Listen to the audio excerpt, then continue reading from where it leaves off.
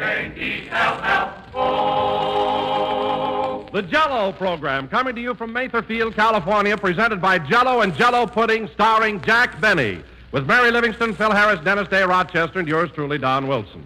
The orchestra opens the program with Army Air Corps.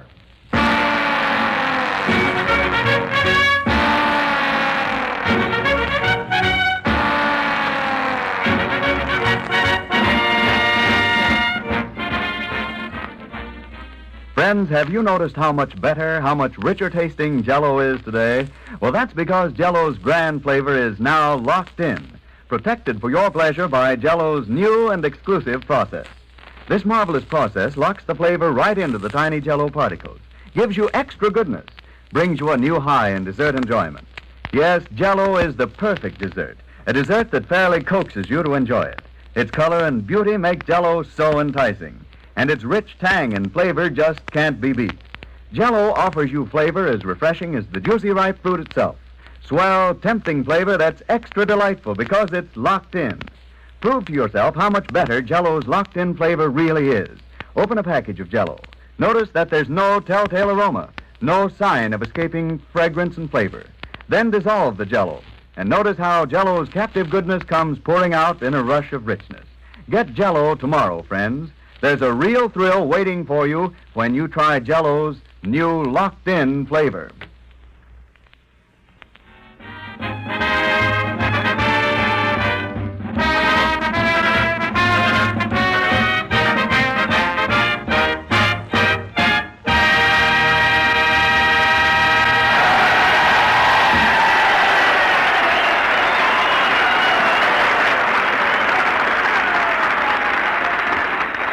Army Air Corps, played by the orchestra. And now, ladies and gentlemen, our broadcast today originates from Matherfield, near Sacramento. Matherfield, where Uncle Sam's Eagles of the Sky are trained. Yes, sir. Those young men whose flying ability and courage make them unquestioned monarchs as they soar through the clouds. Whee! You said it. So, without further ado, we bring you a man who gets dizzy when he looks over the edge of a teacup, Jack Benny.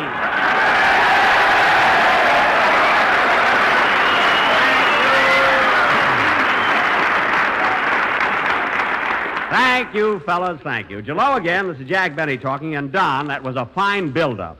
Imagine saying I get dizzy when I look over the edge of a teacup. Why, I read fortunes in a gypsy tea room for 5 months without taking one spill. Believe me, I'm no softy. Well, Jack, all I meant was... I don't care what you meant. And for your information, Don, when I was a youngster in Waukegan, Illinois, I was the first person there to fly. To fly? Why, I never knew that. Well, it's a fact. When I was about 7 years old, my father gave me a great big kite. I tied the string around my waist like a darn fool. A tornado came along, and I landed in St. Joe, Missouri. St. Joe. They love you there. Now, cut out that ad-libbing. You orchestra boys are here just to blow your brains out. And about one more toot should do it.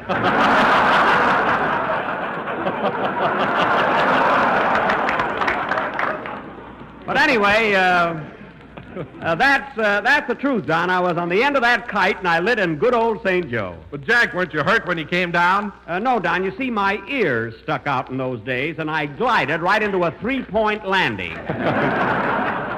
2 elbows and my cigar. No, really, I wasn't hurt at all. A cigar? My goodness, Jack. Did you smoke a cigar when you were 7 years old? I had it in my mouth, Don, but I didn't light it until I was 21. I had terrific willpower. Well, if it isn't our own little bundle for broadcasting. Hello, Mary. Hello, Jack. Hi, you fellas. Contact.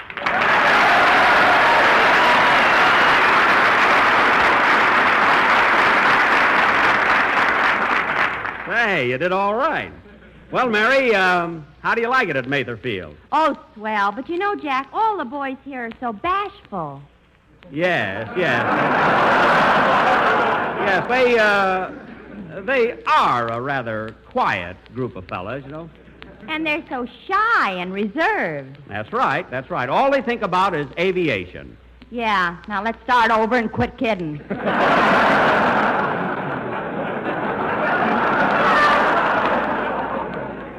Now you're talking. Say, Mary, I noticed you're wearing a pair of wings on your lapel. Where'd you get them? Oh, the cutest aviator gave them to me.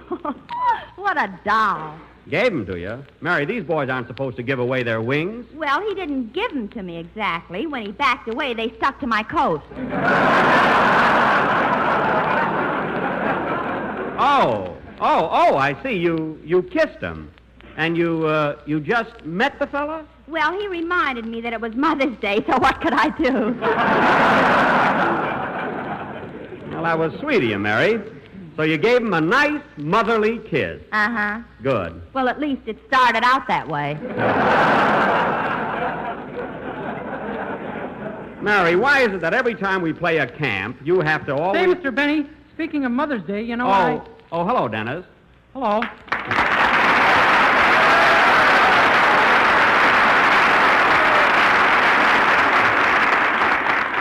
Well... Say, Mr. Benny, speaking of Mother's Day, you know... Take a bow, kid. I took it already.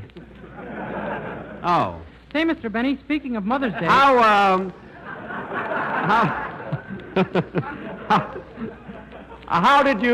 you come up here, Dennis? I didn't see you on the train. Don't you remember? You put me in a crate in the baggage car.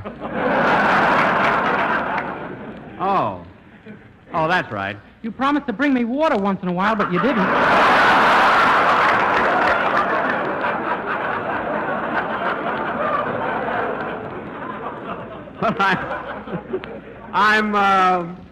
I'm sorry, kid. It slipped my mind. The baggage man reached in for my autograph, and I bit him. Well, that's my fault for putting Rover on the box, you know. I should have known better. Say, Mr. Benny, speaking of Mother's Day, you know what I sent my mother? No, what'd you send her, Dennis? A picture of me at the age of 45. What? I drew some bags under my eyes. Oh, well, it was nice that you sent her something. Mary, I hope you didn't forget Mother's Day. I should say not. I sent Mama 2 beautiful canaries. 2 canaries? Yeah, one whistles deep in the heart of Texas, and the other one claps its wings. Well, I'm sure the old girl will get a kick out of that, you know. Hiya, Jackson. Hello, fellas. Make the old man with the gray hair jealous.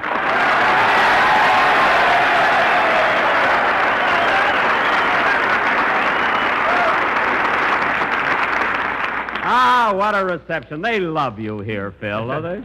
You're telling me. Say, Jackson, ain't this a coincidence? Here it is, Mother's Day, and we're at Mother Field.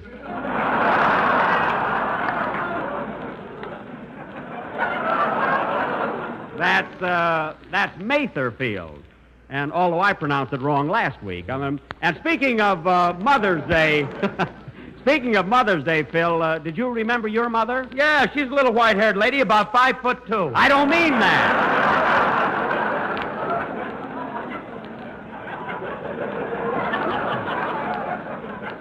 I don't mean that at all. I mean, what did you send her? Oh, well, I'll tell you, Jackson. I cut off one of my curls, put it in a small box, and mailed it to her. Cut off one of your curls? Well, that's the corniest thing I ever heard of. I'd like to see you do it.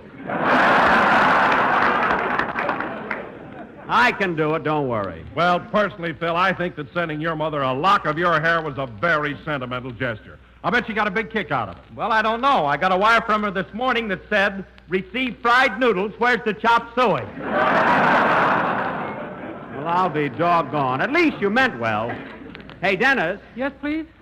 Dennis, I think it's about time for your song, so go ahead and entertain the boys. Okay. I'm so sick of dog biscuits I could scream. Forget about that crate. Now go ahead with your song.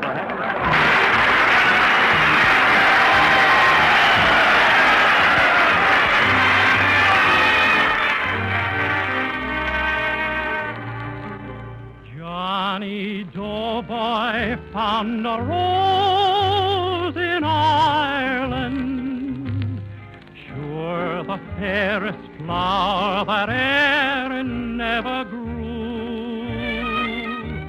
Oh, the blarney in her talk took him back to old New York, where his mother spoke the sweetest blarney too.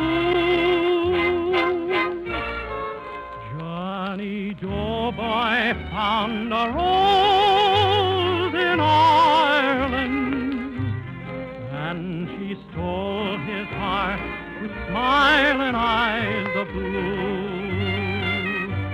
He said, darling, 'tis my duty to make an American beauty of a sweet Irish rose like you.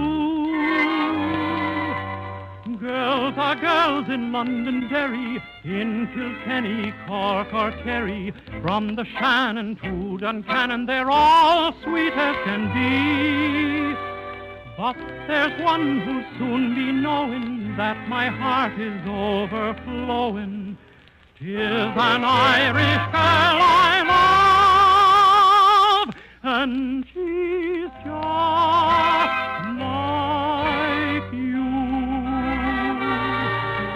Johnny Doughboy found a rose in Ireland, and she stole his heart with smiling eyes of blue. He said, darling, 'tis my duty to make an American beauty of a sweet Irish rose like you.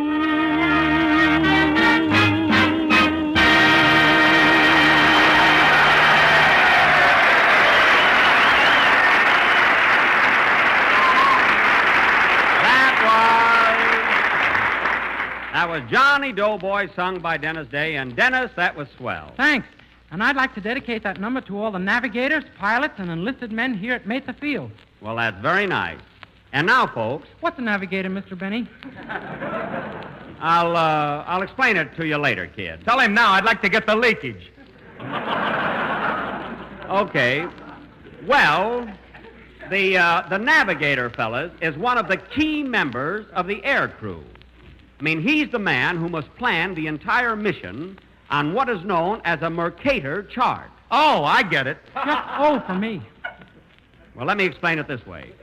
When the plane takes off, the pilot proceeds to an initial point, and the navigator instructs him what compass course to fly from this point. The navigator must next determine the ground speed, and in order to do this, he solved what is known as a triangle. You know what a triangle is, don't you? Sure, a man, a woman, and a guy under a sofa.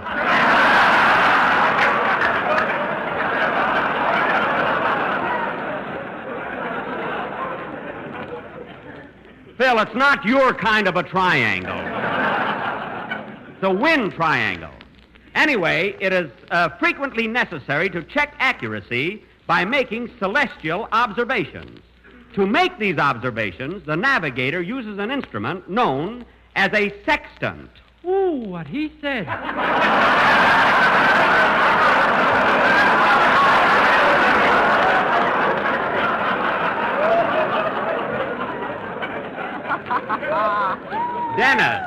Dennis, pay attention. Thus, no use, I'll have to talk to that kid. Thus, by noting his compass and using the sextant, the navigator can determine his precise position. Now, are there any questions? Yeah, how can you use such big words without your teeth flying out? I've got a bridge like the Golden Gate, and keep still. And now, folks, as I was about to announce... Mary Livingston will read one of her famous poems. Now, wait a minute, Mary. I don't care if you did write a poem. You're not going to read it tonight. You let me read my poem, or I'll tell all these fellows that when you were in the Navy... Never mind. You went up to the crow's nest looking for eggs.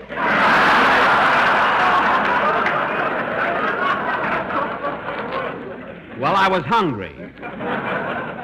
All right, Mary, what's the title of your poem? She was only a pilot's sweetheart, but she sure had a lot of control. Good. Proceed. Here we are at Mesa Field, near the town of Sacramento, in the good old USA, where FDR is presidento. Well, we know where we are, anyway. Now, get going. I met a boy here yesterday and got acquainted right away. You always do. He was so handsome and so cute in his new zoot suit with a parachute. Some description. Say, Jack. What? Did Longfellow work with a stooge? No. Then keep still.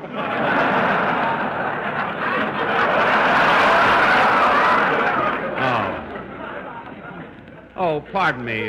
Go ahead. He showed me his plane with motors twin and said to me, let's go for a spin. But we'd had no introduction, so I stayed right there for ground instruction. Good. How many more verses, Mary? One more, and it's all about bombardiers. Okay. I'd like to be a bombardier and drop a bomb on Hitler's ear. Well. And when he turned to see what got him, I'd drop another on his... Very good.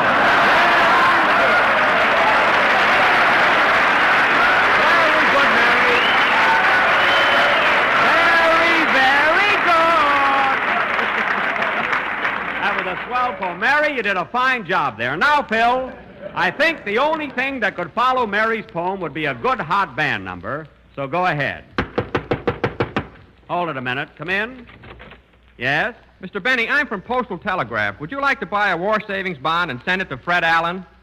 Well, I'd like to buy a bond, but why should I send it to Allen? The shock would kill him. I know. You got an idea there. Come on out in the hall, Bud. I'll write you a check. Play, Phil.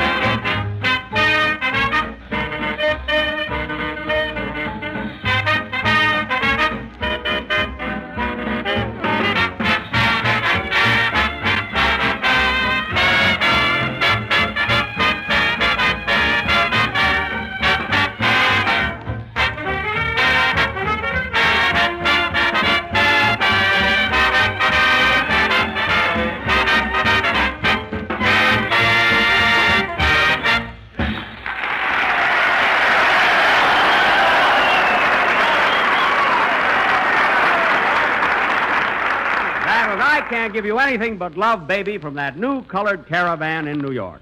And played by Phil Harris and his orchestra. Say, Phil, come here a minute. I've got some very important news for you. What is it? You too, Dennis. Now pay attention. Okay, hold my yo-yo. Put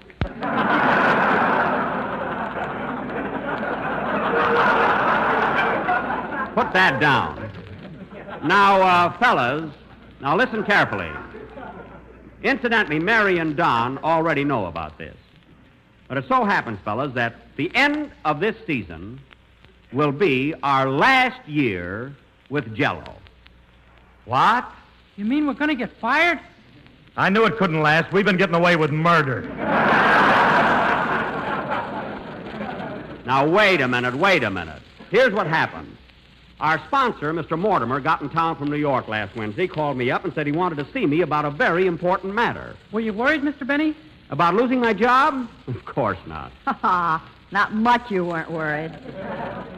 Well, I wasn't. Then why were you in Rochester rehearsing Uncle Tom's Cabin all week?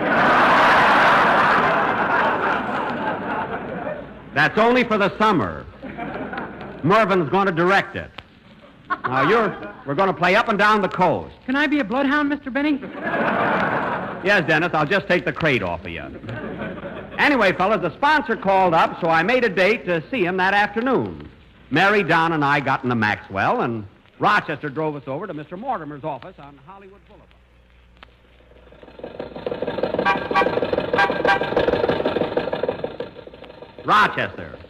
Rochester, will you please watch what you're doing? What's the matter, boss? Take it easy. We're not supposed to drive over 40 miles an hour anymore. Anymore? Yes. This car couldn't hit 40 if it was dropped off the Empire State Building loaded with mercury. Now, wait a minute. The speedometer says 62. That's nothing. It says 50 when we're out of gas.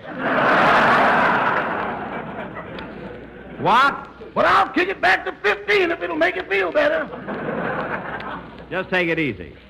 You know, I've got a lot on my mind today. Oh, calm down, Jack. Just because our sponsor's in town and wants to see you doesn't mean you're going to get fired. Oh, yeah? Why, certainly, Jack. Mr. Mortimer probably just wants to speak to you. Yes, and I know what he'll say. Goodbye, Benny. Hello, Skelton. We're dead ducks, I tell you. Rochester, there'll be a rehearsal tonight.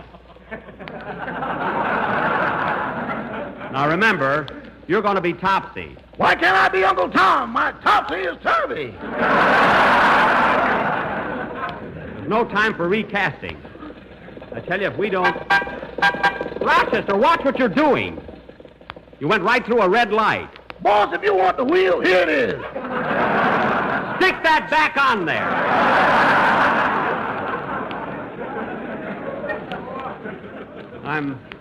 I'm nervous enough. Imagine, Mary, I've been with Jell-O 8 years, and Mr. Mortimer wants to cast me aside like an old shoe. Old shoe is right. Look at that pair you've got on. Never mind. And sewing those patches on your coat. Who do you think you're fooling? Listen, Mary, a little sympathy won't hurt. You had to get all dressed up. Where do you think you're going, to a wedding? Don, tear your collar a little, will you? Right there on the side. Now, Jack, you're just imagining things. I'm sure you're not going to get fired. After all, you're a great comedian. I stink, and you know it.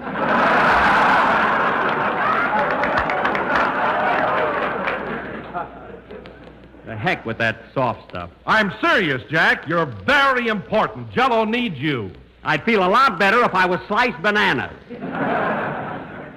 Oh, well. I wouldn't mind if I'd have saved my money. If I'd only put something aside for a rainy day. Well, don't worry, Jack. I can always go back to the May Company.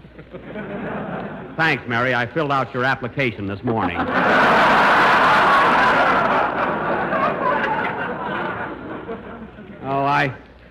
I don't know what's going to happen. I'd never leave you, boss. I'd work for you for nothing. That's mighty sweet of you, Rochester. I'm working for next to nothing now.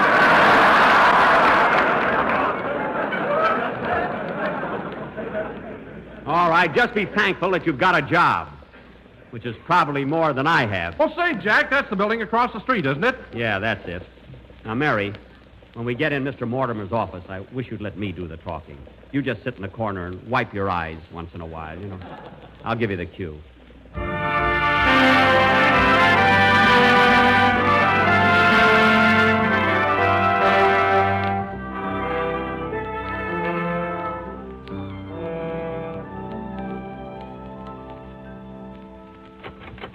Oh, hello, Mr. Benny. Mr. Mortimer is expecting you. Yike! Good morning, Miss Stewart. Don, you wait out here for us. Come on, let's go in, Mary. Good luck, Jack. Thanks. Well, hello, Jack. Mary, glad to see you. Hello, Mr. Mortimer. Hello, Mr. Mortimer. Excuse me, I caught a cold. Down here in my chest. Just killing me. Oh, that's too bad. Now, Jack, here's what I wanted to see you about. You don't have to beat around the bush, Mr. Mortimer. I'm not a child. I can take it, you know. Now, Jack. But you can't do this to me, Mr. Mortimer. Mr. Mortimer. I've given the best years of my life to this program, and you're not going to shoo me aside like an old throw. It's not fair. But, Jack, I can't understand what you're so upset about. I've got good news for you. Well, spill it. He's halfway out the window now. Just getting a little breath of air, that's all. What's the good news, Mr. Mortimer? Here's the situation, Jack. You've been with Jell-O for 8 years, and naturally, we're very pleased with what you've done. Uh-huh. So, next season, General Foods wants you to broadcast for another one of our products. You mean I'm not leaving your company? You mean we're going to be together next year? You mean he sewed that patch on his sleeve for nothing? Mary. Well, Mr. Mortimer, that is good news. Eh, Mary? Shall I cry now? It's not necessary. Your cold is gone, too. Mary, please. Well, thanks. Thanks very much, Mr. Mortimer. To tell the truth, I kind of expected this. And believe me, Mr. Mortimer, I'll work just as hard as ever. We know that, Jack. Now, please give me that revolver. You won't need it.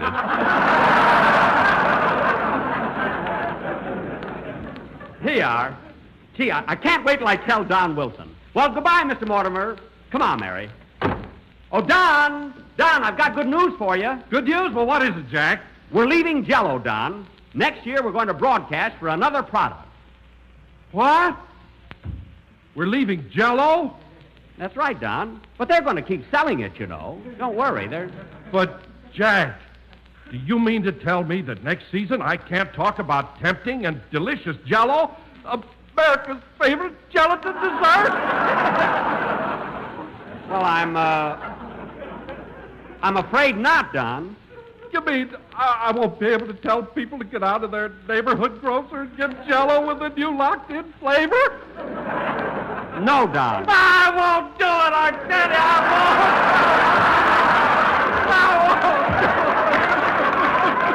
won't. But, Don, don't cry. Look, you can still tell people to go down to their neighborhood grocer and buy this new product.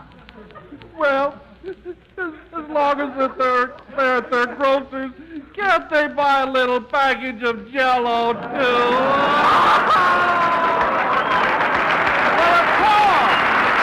Well, of course, they'll always be able to get Jell-O. And here's something else, Don. Listen to this.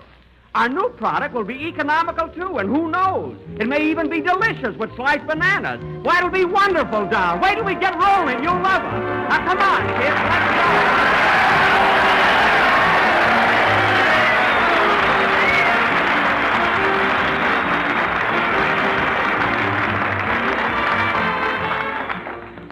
Here's a good idea, friends, for your next Jell-O dessert.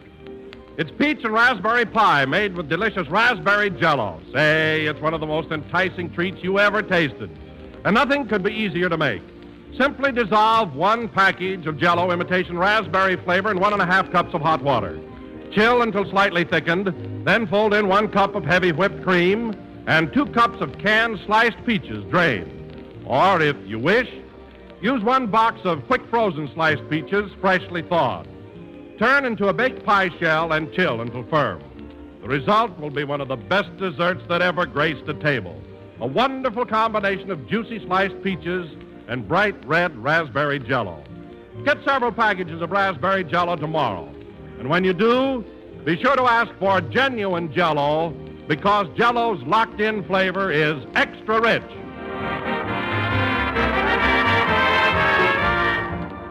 This is the last number of the 32nd program in the current Jell-O series. And next Sunday, we will broadcast from the Army Air Force Replacement Center near Santa Ana, California. And, folks, it sure was great being here today at Mather Field. And I'd like to thank Colonel Leland R. Hewitt and his staff for all their courtesies. And incidentally, I wish all of the young men listening in could see this marvelous air navigation training center. Believe me, boys, a navigator ain't no small potato. Good luck, fellas, and good night, folks.